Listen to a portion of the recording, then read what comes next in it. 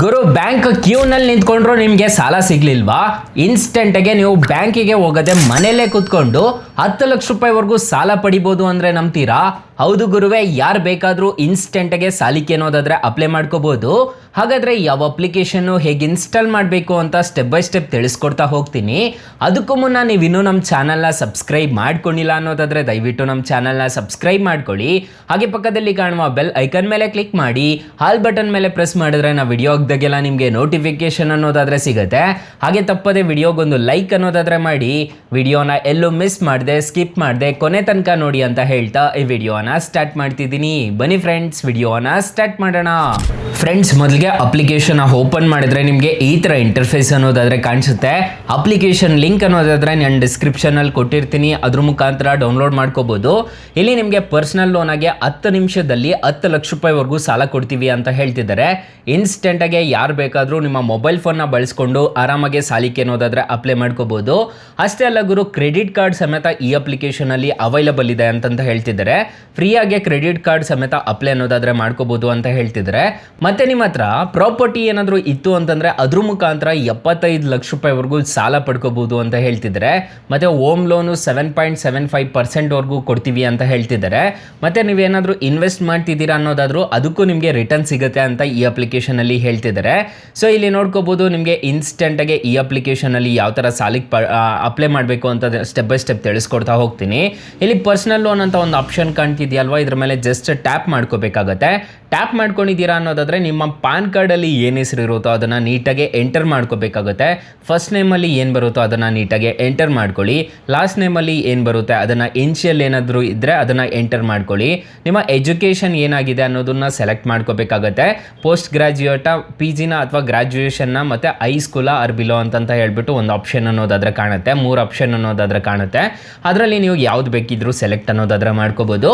Marital status ಕೊಡಬೇಕಾಗುತ್ತೆ. Married ಆಗಿದ್ರೆ ಮ್ಯಾರಿಡು, single ಆಗಿದ್ರೆ ಸಿಂಗಲು, ಡಿವೋರ್ಸ್ಡ್ ಆಗಿದ್ರೆ ಡಿವೋರ್ಸ್ಡು, ಸಪ್ರೇಟ್ ಆಗಿದ್ರೆ ಸಪ್ರೇಟೆಡ್ ಅಂತ ಕೊಡ್ಬೋದು. ಮತ್ತು ನಿಮಗೆ ಲೋನ್ ಅಮೌಂಟ್ ಎಷ್ಟು ಬೇಕು ಅನ್ನೋದನ್ನು ಇಲ್ಲಿ ಎಂಟರ್ ಮಾಡ್ಕೋಬೇಕಾಗತ್ತೆ.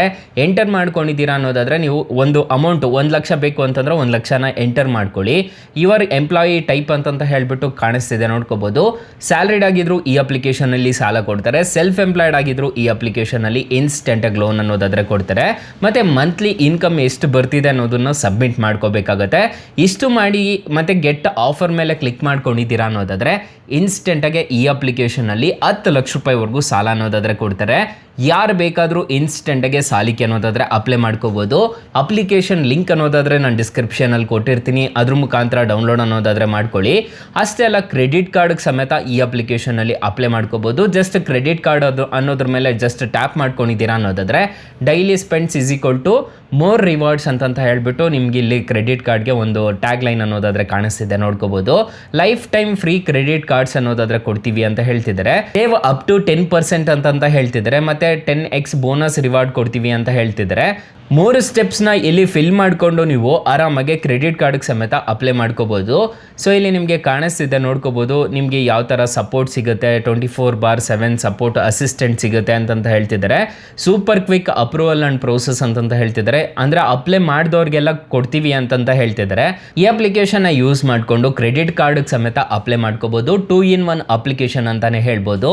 ಆರಾಮಾಗಿ ಯಾರು ಬೇಕಾದರೂ ಅಪ್ಲೈ ಅನ್ನೋದಾದರೆ ಮಾಡ್ಕೊಳ್ಳಿ. ಅಪ್ಲಿಕೇಶನ್ ಲಿಂಕ್ ಅನ್ನೋದಾದರೆ ನಾನು ಡಿಸ್ಕ್ರಿಪ್ಷನಲ್ಲಿ ಕೊಟ್ಟಿರ್ತೀನಿ. ಅಕಸ್ಮಾತ್ ಏನಾದರೂ ಈ ಅಪ್ಲಿಕೇಶನಲ್ಲಿ ನಿಮಗೆ ₹1 ಸಾಲ ಸಿಗ್ತಿಲ್ಲ ಅನ್ನೋ ಟೈಮಲ್ಲಿ ಡಿಸ್ಕ್ರಿಪ್ಷನ್ ಬಾಕ್ಸಲ್ಲಿ ಬೆಸ್ಟ್ ಲೋನ್ ಆ್ಯಪ್ ಲಿಂಕ್ಸ್ ಅಂತ ಕೊಟ್ಟಿರ್ತೀನಿ. ಅದ್ರ ಮುಖಾಂತರ ನೀವು ಡೈರೆಕ್ಟಾಗಿ ಡೌನ್ಲೋಡ್ ಮಾಡ್ಕೊಂಡಿದ್ದೀರಾ ಅನ್ನೋದಾದರೆ ಇನ್ಸ್ಟೆಂಟಾಗೆ ಒಂದು ಅಪ್ಲಿಕೇಶನಲ್ಲಿ ನಿಮಗೆ 5 ಲಕ್ಷ ಸಾಲ ಸಿಗೋದಾದರೆ ಇನ್ನೊಂದು ಅಪ್ಲಿಕೇಶನಲ್ಲಿ ನಿಮಗೆ ಬರೋಬ್ಬರಿ 2 ಲಕ್ಷ ರೂಪಾಯಿವರೆಗೂ ಸಾಲ ಅನ್ನೋದಾದರೆ ಕೊಡ್ತಿದ್ದಾರೆ. 2 ಅಪ್ಲಿಕೇಶನ್ ಮಾತ್ರ ಬೊಂಬಾಟ್ ಅಪ್ಲಿಕೇಶನ್ಸ್ ಅಂತಲೇ ಹೇಳ್ಬೋದು. ಪರ್ಸ್ನಲಿ ನಾನು ಯೂಸ್ ಅನ್ನೋದಾದರೆ ಮಾಡ್ತಿದ್ದೀನಿ, ಒಂದ್ಸಲ ಟ್ರೈ ಮಾಡಿ ನೋಡಿ. ಬೆಸ್ಟ್ ಲೋನ್ ಅಪ್ಲಿಕೇಶನ್ಸ್ ಅಂತಲೇ ಹೇಳ್ಬೋದು. ಫ್ರೆಂಡ್ಸ್, ಇನ್ನು ಮೈನ್ ಅಪ್ಲಿಕೇಶನ್ ವಿಚಾರಕ್ಕೆ ವಾಪಸ್ ಬರೋಣ. ಈ ಅಪ್ಲಿಕೇಶನಲ್ಲಿ ಇಂಟ್ರೆಸ್ಟ್ ರೇಟ್ಸ್ ಎಲ್ಲ ಹೇಗಿರುತ್ತೆ ಅಂತ ಕಂಪ್ಲೀಟಾಗಿ ಡೀಟೇಲಾಗಿ ತಿಳಿಸ್ಕೊಡ್ತೀನಿ ಬನ್ನಿ. ಮೊದಲಿಗೆ ಈ ಅಪ್ಲಿಕೇಶನಲ್ಲಿ ನಾನು ಹೇಳ್ದಂಗೆ 5,000ದಿಂದ 10 ಲಕ್ಷ ರೂಪಾಯಿವರೆಗೂ ಇನ್ಸ್ಟೆಂಟಾಗಿ ಲೋನ್ ಕೊಡ್ತಾರೆ ಅಂತಂತ ಹೇಳಿದೆ. 3 ತಿಂಗಳಿಂದ 5 ವರ್ಷದವರೆಗೂ ಟೆನ್ಯೂರ್ ಕೊಡ್ತೀವಿ ಅಂತ ಹೇಳ್ತಿದ್ದಾರೆ. ಇಂಟ್ರೆಸ್ಟ್ ರೇಟ್ ನೋಡೋದಾದರೆ 14% ಅಂತಂತ ಹೇಳ್ತಿದ್ದಾರೆ.